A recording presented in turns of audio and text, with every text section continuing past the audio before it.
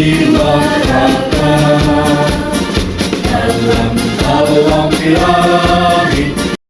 mulai saja. Bismillahirrahmanirrahim. Assalamualaikum warahmatullahi wabarakatuh.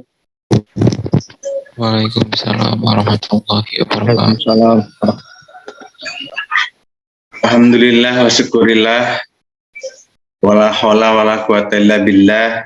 Asyhadu an la ilaha illallah wa la syarikalah. Wa asyhadu anna Muhammadan abduhu wa rasuluhu la nabiyya ba'da. Amma ba'du, rekan-rekan mahasiswa-mahasiswi yang saya banggakan, pertama-tama marilah kita panjatkan puji syukur kepada Allah Subhanahu wa taala. Salawat serta salam semoga terlimpahkan ke junjungan kita, suri teladan kita, Nabiullah Nabi Muhammad sallallahu alaihi wasallam. Rekan-rekan mahasiswa sekalian, pada kesempatan ini adalah pertemuan pertama pada mata kuliah K3 dan Hukum Ketenagakerjaan, ya. Nah, ini teman-teman mahasiswa ini mohon diperhatikan.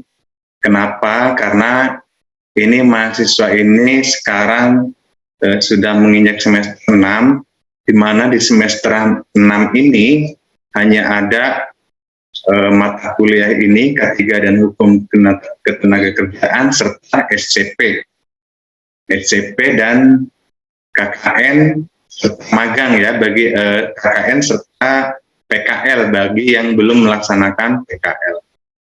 Tapi yang sudah PKL seperti ada Ernawati, Nazara Nur Ajija, itu tinggal menyelesaikan laporan PKL-nya. Nah, oleh karena itu ini jangan diabaikan teman-teman sekalian, karena sudah banyak beraktivitas di luar kampus. Mohon pantau Edlink terkait dengan pembelajaran e-learning di Edlink serta live Zoom yang kita lakukan secara bersama-sama. Tunggu sebentar lagi, azan dulu ya. Baik, kita lanjut teman-teman. Oke, jadi tadi mohon diperhatikan karena ini tinggal mata kuliah yang berbasis teori, hanya tinggal satu-satunya nih teman-teman sekalian, yaitu ini K3 dan Hukum Ketenagakerjaan. Baik, saya coba akan sampaikan tentang apa saja yang akan kita pelajari di dalam mata kuliah K3 dan Hukum Ketenagakerjaan. Teman-teman sekalian, apakah terlihat screen saya? Terlihat, Pak. Oke. Nah, ini diantaranya adalah target capaian kemampuan mahasiswa pada mata kuliah K3 dan Hukum Ketenagakerjaan. Kemudian mahasiswa harus memahami filosofi dasar pentingnya K3, latar belakang penyebab kecelakaan konstruksi, kemudian mengenal peraturan dan perundangan tentang K3, peraturan dan perundangan K3 berdasarkan kelompok kegiatan, serta faktor penyebab kecelakaan konstruksi. Nah, di sini mahasiswa harus mampu mengidentifikasi macam-macam kecelakaan kerja, macam-macam tindakan pencegahan kecelakaan kerja. Mahasiswa perlu mengetahui lingkup keselamatan dan kesehatan kerja, mahasiswa mengetahui alat dan perlengkapan keselamatan kesehatan kerja atau APD, kemudian mahasiswa harus mengetahui langkah kerja mengacu pada SOP. Nah, ini adalah hal-hal yang utama, ya, yang utama perlu kita pahami dalam mata kuliah K3 dan Hukum Ketenagakerjaan.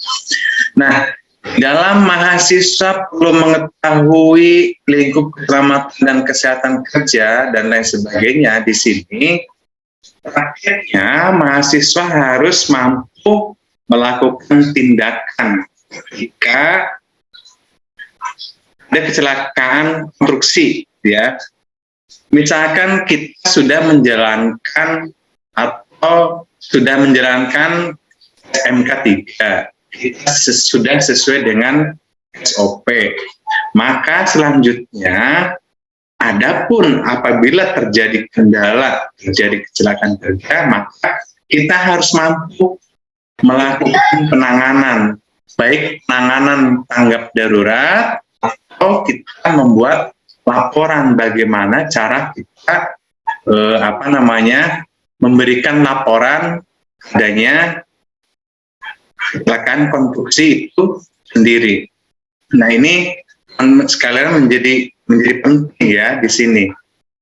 Jadi selain kita harus memahami tentang peraturan K3 ini, ya SMK 3, manajemen K3 ya, standar manajemen K3, kita juga apabila kita telah melakukan SMK 3 dan kemudian kita telah membuat SOP, yang kemudian kita telah menjalankan sesuai SOP, tetapi faktanya mungkin saja ada kendala, ada kelalaian atau apa yang mengakibatkan kecelakaan kerja. Di sini kita harus mampu menangani baik secara administrasi atau penanganan pertolongan, ya. Nah, ini di dalam mata kuliah ini menjadi sangat penting, dan inilah sebetulnya yang dibutuhkan di lapangan tentang K3. Saat ini semua kerja konstruksi sebetulnya bukan cuma saat ini, berdasarkan peraturan itu sejak lama itu. Mungkin sebelum kalian lahir peraturannya sudah ada itu. Peraturannya sudah ada tentang standar K3 gitu ya. Hanya saja dulu penerapannya belum begitu diawasi secara ketat. Tapi saat ini pengawasannya sudah mulai diperketat, sehingga setiap pelaksana konstruksi harus mempunyai ahli K3 tergantung dari jumlah pekerja yang dipekerjakannya. Maka di sana ada syarat dan ketentuan. Harus ada ahli, kemudian ahli madya, pratama, dan lain sebagainya, tergantung dari klasifikasi proyek yang kita kerjakan. Nah, ini teman-teman sekalian mungkin saya harap bisa mengcamp ya, supaya kita bisa tatap muka ya, karena mungkin kita akan mulai jarang ketemu karena teman-teman sekalian ini sudah fokus di lapangan perkuliahannya. Walaupun pada kesempatan ini kita sudah jalankan kuliah offline, tapi kebetulan mata kuliah K3 ini memang mata kuliah online ya, karena di kurikulum kita sejak tahun 2018 itu sudah menerapkan 40% online, 60% offline. Sehingga kalau diterapkan sekarang ini kuliah offline, tetap ada mata kuliah yang kita selenggarakan secara online. Teman-teman sekalian bisa live cam, bisa dihidupkan kameranya. Silahkan hidupkan. Nah, teman-teman sekalian, tadi deskripsi secara umum tentang mata kuliah K3 dan hukum ketenagakerjaan ini ya telah kita sampaikan. Akan tetapi faktanya, walaupun kita sudah mampu, karena target saya pada mata kuliah ini, teman-teman mahasiswa sekalian ini bisa membuat buku pedoman K3, kemudian bisa menyusun SOP K3 gitu ya di dalam pelaksanaan konstruksi. Ini dari target capaian yang saya harapkan nih pada mata kuliah ini. Kemudian tadi kita juga diharapkan secara administratif juga kita mampu membuat penanganan terhadap terjadinya kecelakaan dari mulai laporan dan lain sebagainya. Nah, walaupun ini kita semua sudah memiliki kemampuan itu, ya teman-teman sekalian, belum bisa diakui apabila belum tersertifikasi. Apabila belum tersertifikasi K3. Ini kebetulan teman-teman sekalian, saya juga sama sedang kuliah di Atmajaya ya, yang kebetulan satu kelas dengan saya itu ada Direktur Asosiasi K3 Pak Lazuardi, dan saya sudah komunikasi dengan beliau bagaimana kalau memberikan pelatihan kepada mahasiswa, yang mahasiswa ini kemudian diberikan sertifikat K3, dan beliau menyetujui, hanya saja angkanya belum dimunculkan. Nah, ini harapan saya teman-teman sekalian, mata kuliah ini karena tadi kalaupun kita sudah mampu membuat buku pedoman K3, sudah mampu menyusun SOP K3, baik kerjaan konstruksi atau pekerjaan yang lainnya, gedung ataupun yang lainnya, ya, kita sudah menguasai semua, tetapi kita belum tersertifikasi, tetap saja kita belum bisa diakui bahwa kita sebagai ahli K3. Nah, tetapi apabila telah tersertifikasi, maka kita bisa dinyatakan sebagai ahli K3. Nah, ini harapan saya. Jadi dari mata kuliah ini selain kemampuan tadi itu, harapan saya ini mempunyai sertifikat K3, di mana sertifikat tersebut nanti juga menjadi surat pendamping, surat keterangan pendamping ijazah SKPI. Nah, karena ini teman-teman sekalian, ini SKPI ini sudah menjadi syarat. Nanti tidak akan bisa sidang kalau SKPI belum terpenuhi, belum bisa lulus. Ini mohon diperhatikan dari sekarang. Bukan hanya K3, sebetulnya ada yang lain juga. Yang umum ada bahasa Inggris, tapi keteknikan itu diantaranya ada AutoCAD, ada Revit atau semacamnya, dan lain-lain. Nah, baik teman-teman sekalian, ini merupakan kesempatan sebetulnya ya. Tempo hari Pak Lazuardi menyampaikan ke saya ada harga khusus kalau untuk mahasiswa. Nah, ini jika teman-teman minat, silahkan direspon saya supaya saya bisa menindaklanjuti tentang kerjasama pelatihan K3 yang sertifikasi ini. Nah, jadi teman-teman sekalian, ini apakah sudah membaca e-learning yang sudah di-share di Edlink? Halo? Sudah, Pak. Sudah? Jadi teman-teman sekalian, harapan saya itu seperti ini. Ketika kita live season ini, sebetulnya teman-teman sekalian ini sudah belajar dulu nih melalui e-learning di Edlink. Kemudian ketika kita live session, ini waktunya kita berinteraksi, melakukan tanya jawab. Apa yang tidak dimengerti, apa yang tidak dipahami di dalam materi. Ini sebaiknya adalah seperti itu. Jadi kalau tidak ada umpan balik seperti itu, ya live session pada akhirnya menerangkan materi yang sama yang sudah di-share di Edlink gitu. Nggak ada peningkatan lain. Jadi agak percuma juga jadinya live session gitu. Nah, padahal baiknya ketika live session itu kita manfaatkan kesempatan itu untuk diskusi oleh kita. Jika seperti itu mungkin ada yang ingin ditanyakan, karena sebetulnya saya sudah share materi itu beberapa sesi ini, kalau nggak salah. Walaupun ini masih masuk kategori sesi pertama. Ada yang ditanyakan?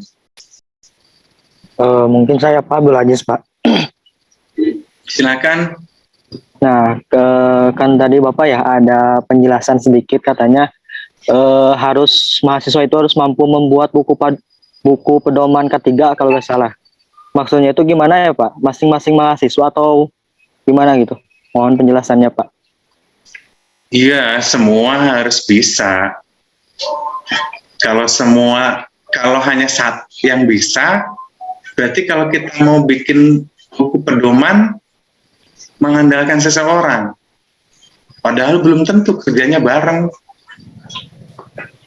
Gitu. Misalkan Abdul Aziz kerja di Jakarta, kemudian Yogi Sugriwa misalkan kerjanya di Jepang. Masa mau mengandalkan Aziz, Yogi Sugriwa bikin buku panduan? Nah, itu maksud saya, kita harus mampu menyusun buku panduan. Itu adalah kompetensi dari setiap mahasiswa yang harus dimiliki. Jadi selesai mata kuliah ini paling tidak sudah kebayang, oh ternyata buku pedoman K3 untuk proyek itu adalah harus seperti ini. Gitu. Oh, ternyata SOP SF tentang K3 dalam satu proyek itu ternyata seperti ini. Nah, tentu di sini di mata kuliah ini kita kan baru secara teoritis nih. Seperti ini, seperti ini, seperti ini.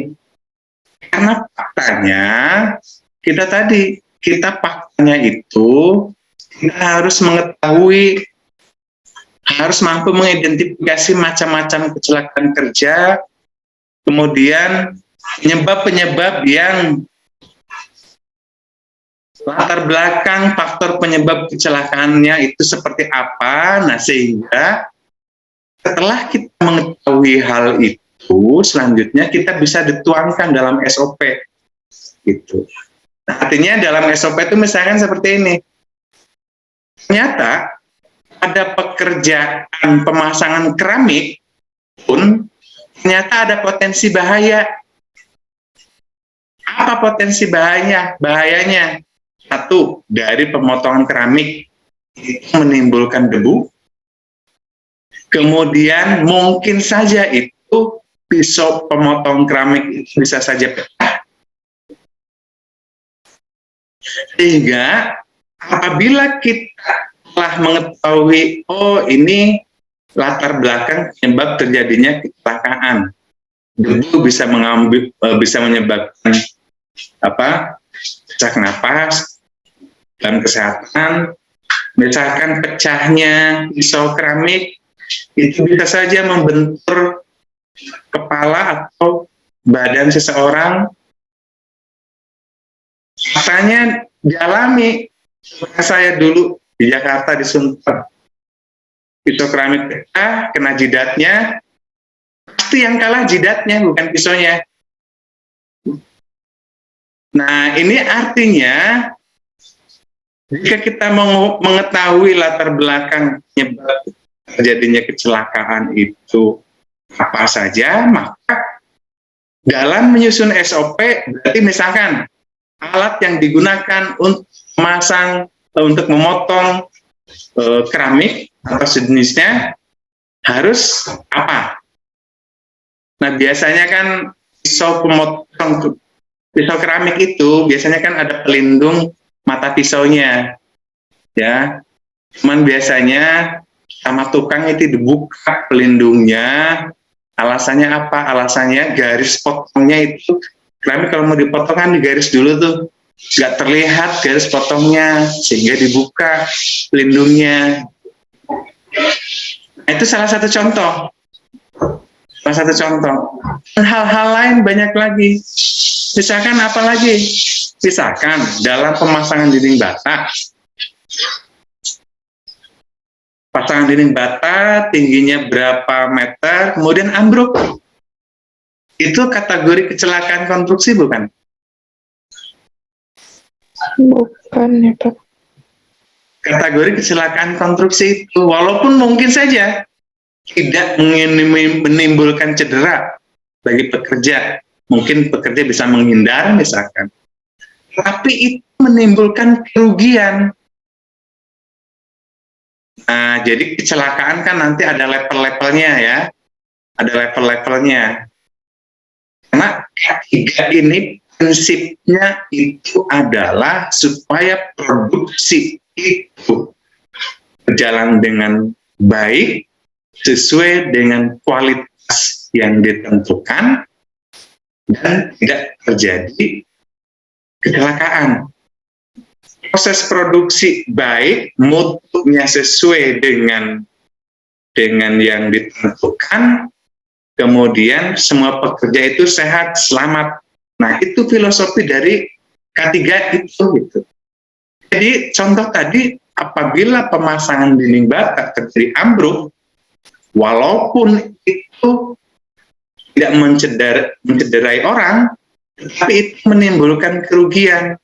Nah, itu kategori yang harus dihindari oleh ahli K3 dalam hal ini.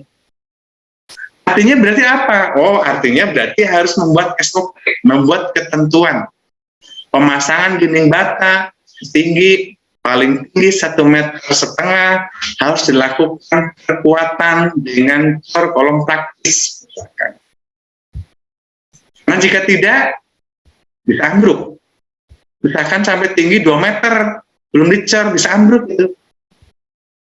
Atau kalaupun tidak ambruk, itu bisa berubah, itu miring pasangan. Yang tadinya udah dipasang rapi, lurus, benang, itu berubah miring. Itu akan menurunkan kualitas. Nah, di antaranya adalah hal-hal itu. Sehingga kita tadi tuh, tentu di mata kuliah ini baru secara teoritis. Oh, buku pedoman itu diantaranya isinya adalah itu. Oh, SOP itu diantaranya isinya adalah seperti itu. Tapi SOP dan buku pedoman itu tidak baku bunyinya seperti itu. Disesuaikan dengan kondisinya. Contoh tadi, motong keramik saja ada potensi bahaya, pasangan bata saja ada potensi bahaya. Bukan hanya bekerja di ketinggian yang ada potensi bahaya itu. Bahkan menumpuk material pun di sana ada potensi bahaya. Nah, seperti itu. Jadi pengetahuan yang harus dimiliki bukan oleh kelompok, tapi masing-masing mahasiswa harus mempunyai kompetensi itu. Jadi harapan saya selesai mata kuliah ini bisa menjadi ahli K3. Untuk bisa menjadi ahli K3 itu bisa diakui harus tersertifikasi. Itu ya, Abdul Aziz. Ya, baik Pak. Ada lagi? Pak, mohon maaf, mau bertanya. Berarti yang dimaksud dengan kecelakaan di sini itu penyebabnya bukan hanya oleh kita salah perhitungan atau salah pertimbangan, tapi apapun yang menyebabkan kecelakaan seperti misalnya karena angin atau misalnya karena gempa, itu pun termasuk kecelakaan atau K3 gitu Pak. Bukan hanya terjadinya dari salah perhitungan kita sebagai engineer gitu, tapi semua hal yang memang menyebabkan kecelakaan itu masuk ke dalam mata kuliah ini gitu Pak, atau yang dimaksud kecelakaan yang dimaksud di mata kuliah ini, seperti itu bukan Pak? Ya, jadi yang namanya K3 itu adalah bagaimana kita menjalankan suatu proyek atau menjalankan suatu aktivitas itu selamat, kemudian proyek yang kita jalankan itu berjalan sesuai dengan mutu yang ditentukan. Ya, artinya segala faktor yang bisa menimbulkan kecelakaan, fungsi K3 ini berarti kita harus melakukan langkah pengendalian. Bagaimana mengantisipasi hal-hal tersebut. Nah, pasti di kita kan, apalagi di kita ini pada umumnya kan nekat-nekat nih orangnya. Nekat dengan ahli itu beda. Kalau ahli itu dia berani karena punya perhitungan. Kalau nekat itu berani tanpa perhitungan. Nekat-nekat kan orang-orang di kita ini bekerja di ketinggian, suruh pakai safety belt, nggak mau, katanya ribet. Suruh pakai APD, suruh pakai helm, katanya nggak mau, ribet. Helmnya malah pakai dipakai ini air ya dalam ngaduk gitu. Ini kadang-kadang ini masih perilaku umum nih di Indonesia ini, seperti itu. Itu ya, Barka Hariri. Baik Pak, terima kasih banyak Pak, cukup jelas. Nah, tentu di mata kuliah ini tidak secara mendetail, misalkan bangunan ini kuat menahan gempanya atau tidak dibahas di sini. Kan ada mata kuliah struktur gempa gitu ya. Batan ini nanti aman atau tidak gitu. Bukan di sini pembahasannya. Tapi di sini ini lebih kepada bagaimana mengantisipasi itu supaya aman. Artinya ahli K3 di sini harus berkoordinasi dengan ahli-ahli lain, dengan ahli struktur dan ahli-ahli lain untuk memastikan bahwa yang bagus sih kalau sebagai leader K3 itu dari awal harus terlibat. Bagaimana keamanannya, bagaimana metode kerjanya, apabila menggunakan alat berat, bagaimana operatornya, apakah operatornya itu memenuhi syarat dalam melakukan pekerjaan tersebut sebagai operator, gitu, dan lain sebagainya. Nah, di sanalah fungsi K3. Jadi lebih ke antisipasi sama penanganannya, bukan Pak? Ya, K3 di sini kita lebih berbicara, mempelajari dari mengantisipasi terjadinya kecelakaan atau yang menyebabkan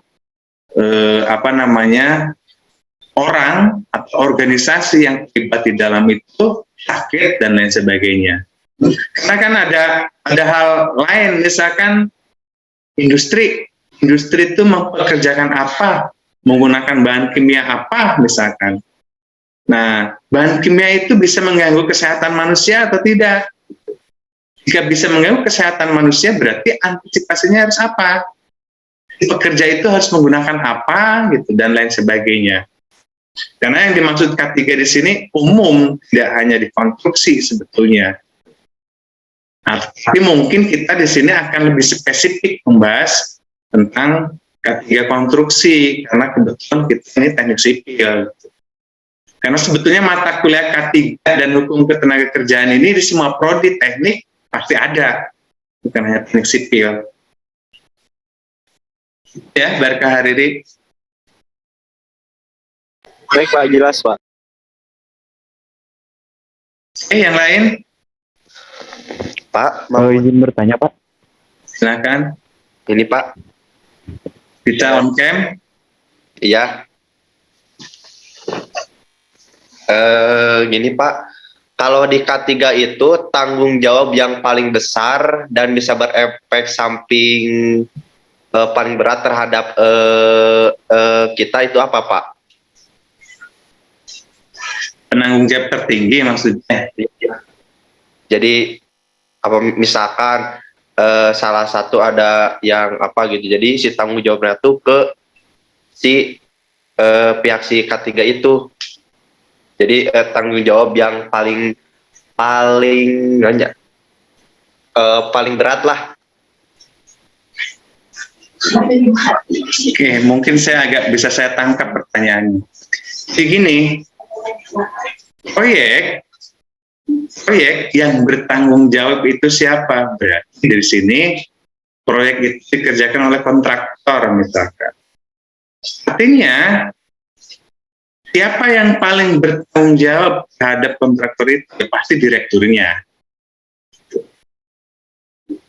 Itu tanggung jawab utama pasti ada di direktur. Oleh karena itu saat ini setiap tender proyek harus menyertakan tenaga ahli K3. Artinya direktur di sana harus mempunyai ahli K3. Tanggung jawab tertinggi itu ya direkturnya. Satu. Kemudian apabila terjadi kecelakaan atau ada kesehatan manusia yang sakit akibat adanya suatu kegiatan, siapa yang bertanggung jawab? Itu yang paling bertanggung jawab pertama itu direktur. Tapi direktur itu memberi tanggung jawab kepada ahli K3. Nah, sehingga ahli K3 di sana, apakah di sana ahli K3 telah menjalankan prosedur sesuai pedoman, sesuai SOP K3-nya atau tidak. Jika telah menjalankan, nah ini tentu tidak bisa serta-merta misalkan Krisawagian itu sebagai ahli ketiga ketika ada kecelakaan konstruksi langsung Krisawagian yang harus bertanggung jawab penuhnya. Tidak, ya seperti itu. Karena kalau sudah jadi kecelakaan, apalagi sampai menimbulkan kematian, ya itu sudah menjadi ranahnya kepolisian untuk mengusut tuntas. Ini kesalahannya ada di mana dan yang harus bertanggung jawab atas kejadian itu siapa. Belum tentu seorang ahli K3 itu yang harus bertanggung jawab. Misal, ahli K3 dalam hal ini pelaksana K3 di lapangan sudah memberitahukan agar pekerjaan ini dilakukan sesuai SOP adalah seperti ini. Ketika diawasi melakukannya, tetapi ketika lengang tidak diawasi dan melakukannya sesuai dengan SOP. Itu artinya kan sudah bukan salah ahli K3 dalam hal ini. Karena tidak mungkin ahli K3 itu mengawasi setiap saat satu persatu. Misalkan, karena kan di peraturan juga sudah jelas nih, untuk proyek yang mengerjakan minimal 25 tenaga kerja, wajib ada satu ahli K3, dan seterusnya. Nah, satu orang mengawasi 25 itu nggak mungkin setiap saat itu akan bisa terawasi sepenuhnya. Nah, itu bisa terjawab pertanyaannya, Krisawagian? Ya Pak, bisa-bisa apa-apa. Oh, jadi begitu. Siap-siap. Izin bertanya Bapak. Silakan. Jadi gini, kita berbicara kehidupan nyata aja Pak ya. Misal dalam kita tuh menjadi seorang penanggung jawab proyek, tapi saat kita turun ke lapangan, ada beberapa pekerja yang tidak nurut dengan apa yang kita kasih tahu SOP K3 tersebut. Gimana tanggapan kita Pak? Apa yang kita harus lakukan? Gimana maksudnya? Gimana? Bisa diulangi? Kita tuh misal sebagai penanggung jawab ini ya proyek. Nah, saat kita ke lapangan, ada beberapa pekerja saat kita memberitahu SOP K3 tersebut, tapi tidak didengar oleh mereka. Bagaimana tanggapan kita? Apa yang harus kita lakukan? Terima kasih. Baik, ini yang namanya leader, ya, yang namanya leader itu harus bisa mengambil keputusan. Atau keputusan apa yang harus dilakukan? Contoh pertanyaan barusan. Pertanyaan barusan, kalau memang tidak mengindahkan dari apa yang sudah menjadi ketentuan, itu bisa diberhentikan. Misalkan Daryl Azriel ini jadi leader sebagai konsultan pengawas. Kemudian ada kontraktor yang mengerjakan proyek, misalkan. Nah, karena dari konsultan pengawas yang mengawasi keseluruhan, masuk di dalamnya tanggung jawab tentang K3, misalkan mempunyai bawahan dari konsultan ini ahli K3. Kemudian menemukan beberapa kegiatan yang sudah tidak sesuai dengan SOP. Itu pertama dengan teguran tertulis, memberikan punishment, kemudian melakukan penyetopan. Penyetopan ada dua hal. Bisa disetop tenaga kerja itu sendiri apabila kontraktornya masih tidak mau memberhentikan atau masih tidak mau menyelesaikan permasalahan itu. Bisa diajukan oleh pimpinan proyek dalam hal ini untuk memberhentikan tenaga kerja itu. Selanjutnya, apabila kontraktor tidak mengganti tenaga kerja tersebut karena lalai, tidak menimbulkan kecelakaan, maka dalam hal ini, kalau Daryl Azria sebagai tim leader dalam konsultan pengawasan dalam hal ini, bisa mengusulkan kepada owner untuk mengganti kontraktor itu. Nah, itu kalau sebagai pimpinan. Jangan SOP seperti itu, kita bicara capek, surat menyurat tidak ditanggapi, didiamkan. Jangan begitu, itu kita yang salah itu. Pimpinan yang salah dalam hal itu. Nah, berarti harus membuat surat untuk memberhentikan. Pertama, untuk memberhentikan tenaga kerja itu. Jika tidak diabaikan, jika diabaikan oleh kontraktor, kita mengusulkan ke owner untuk mengganti kontraktor. Nah, itu kalau sebagai pimpinan. Nah, kalau sebagai bawahan yang mengusulkan ke pimpinannya bahwa tenaga atas nama A, kontraktor B, sudah diberikan beberapa kali peringatan. Nah, berarti kalau bawahan berarti melaporkan ke pimpinan. Pimpinan melakukan teguran kepada kontraktor. Diabaikan, dia melakukan bersurat kepada owner untuk memberhentikan kontraktor itu, mengganti. Itu ya dari Azriel. Baik Pak, paham Pak. Terima kasih.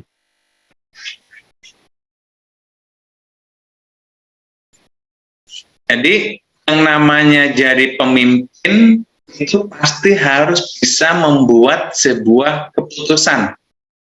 Harus bisa menyatakan ini stop, harus bisa menyatakan ini laksanakan, harus seperti itu.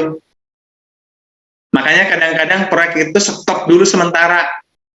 Kenapa? Karena diantaranya tidak mengindahkan ketentuan-ketentuan yang sudah ditentukan, gitu, dan lain sebagainya. Oke, ada lagi? Bapak izin bertanya, kalau maksud bahaya potensial yang sudah ada itu seperti apa, Pak? Potensi bahaya yang sudah ada itu seperti contoh tadi, misalkan pasangan bata, harusnya tingginya harus sekian, harus dilakukan kekuatan dulu. Itu berarti kan potensi bahaya itu. Atau menumpuk naruh semen nih di proyek, ditumpuk sampai tinggi, itu kan bisa ambruk juga itu. Nah, berarti kan itu merupakan potensi bahaya. Kalau kerja di ketinggian sudah pasti ada potensi bahaya jatuh, ya kan? Kemudian misalkan ada ruang yang di atasnya ada pekerja yang sedang bekerja di ketinggian, berarti di situ juga ada potensi bahaya. Bahaya apa? Bahaya tertimpa benda dari atas. Itu yang dimaksud dengan potensi bahaya. Segala aktivitas yang memungkinkan di sana bisa menimbulkan bahaya, apapun bahayanya, itu harus diatur oleh ahli K3.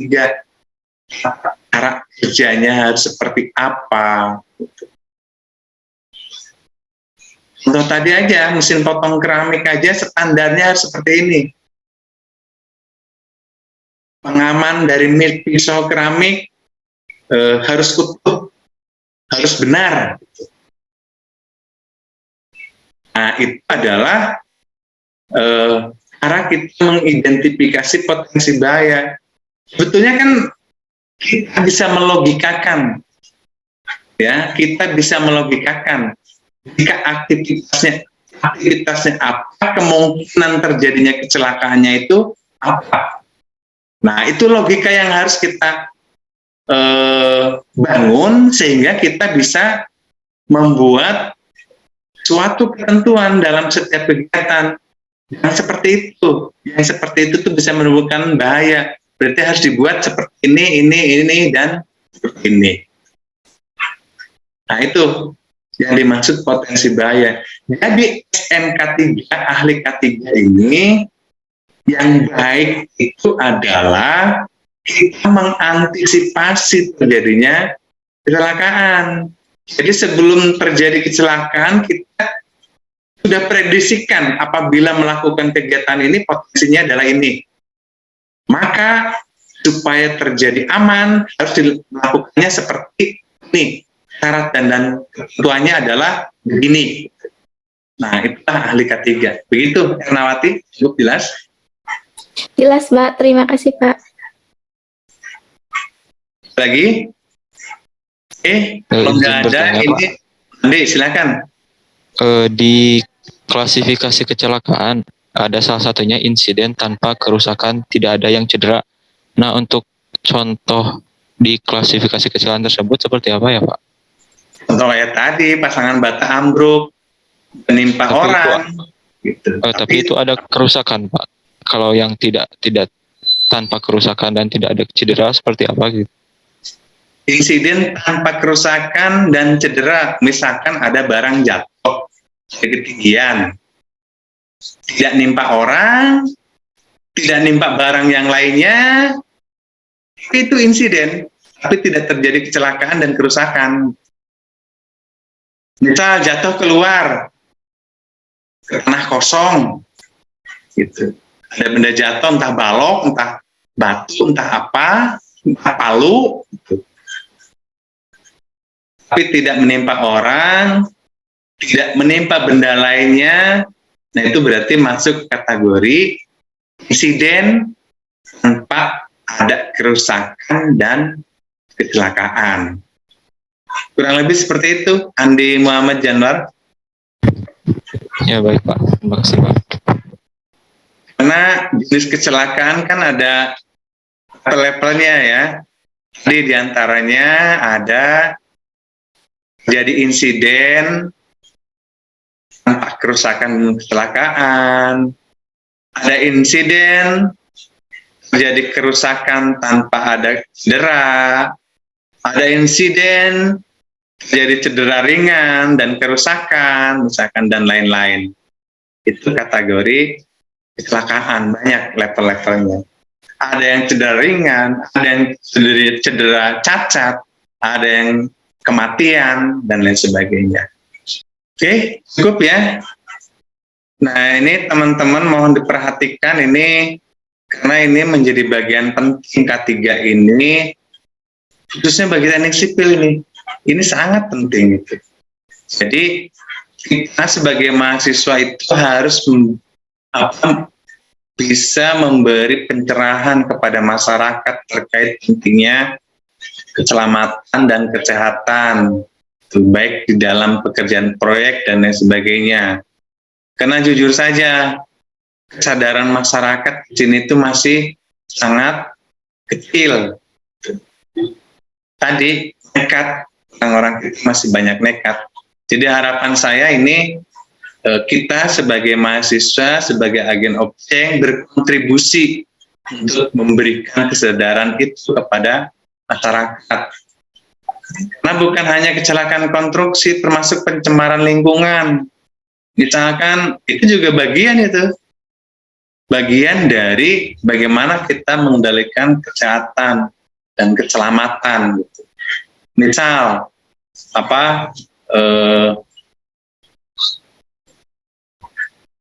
rumah, gedung atau apa tidak mempunyai IPAL, langsung kesolokan dan lain sebagainya, itu kan kategori pencemaran lingkungan yang menyebabkan